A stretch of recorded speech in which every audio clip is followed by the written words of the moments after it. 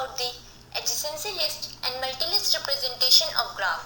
An adjacency list is one of the way in which graphs can be represented in computer's memory. Now, let us begin with adjacency list representation of graph. So, given a directed graph, let us construct adjacency list for it. This structure consists of a list of all nodes in graph. Since node A has node B and C adjacent to it, therefore, adjacency list of A contains B and C. Similarly, adjacent to B are C and D, because of which its adjacency list contains C and D. So, every node is in turn linked to its own list that contains the names of all other nodes that are adjacent to it. Note that for a directed graph, the sum of lengths of all adjacency lists is equal to number of edges in graph. Now, we have undirected graph and its adjacency list. Here, the sum of the lengths of all adjacency lists is equal to twice the number of edges in graph. This is because an edge AB means an edge from node A to B as well as an edge from B to A, because of which it is contained in two adjacency lists. Adjacency lists can also be modified to store weighted graphs. We can see how weights on edges are stored in adjacency list.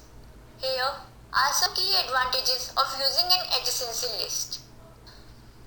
First of them is, it is easy to follow and clearly shows the adjacent nodes of a particular node. Second, it is often used for storing graphs that have small to moderate number of edges.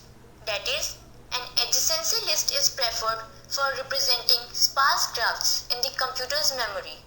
Third, adding new nodes in graph is easy and straightforward when graph is represented using adjacency list. Now, we come to adjacency multilist representation of graph, which can be said to be modified version of adjacency list. Adjacency multilist is an edge-based rather than vertex-based representation of graph. Firstly, we will understand it with the help of example. Given an undirected graph, we will construct adjacency multilist for each of the edge. The information about an edge of an undirected graph can be stored using the 5 attributes. First attribute of each adjacency list is intentionally left blank.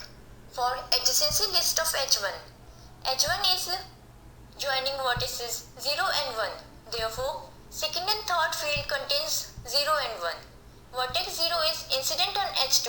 Therefore, next field contains an H2. And vertex 1 is incident on H3. So, last field contains an H3. Now, comes to adjacency list of H2. H2 is connected to vertex 0 and 2. Therefore, it contains 0 and 2. Vertex 0 is incident on H1, whose adjacency list we have already seen.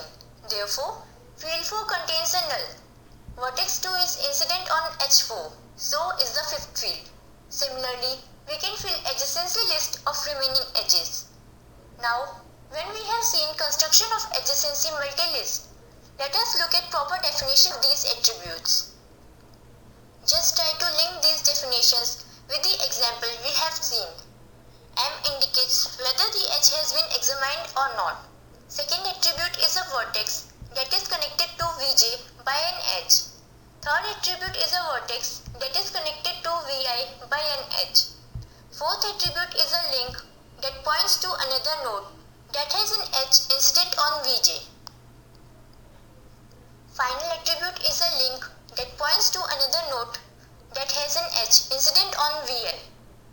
Now, given the adjacency multilist of edges, we can construct adjacency list for vertices. Vertex 0 is in adjacency list for H1 and H2. Therefore, list of edges for vertex 0 contains H1 and H2. List of edges for vertex 1 contains H1 and H3.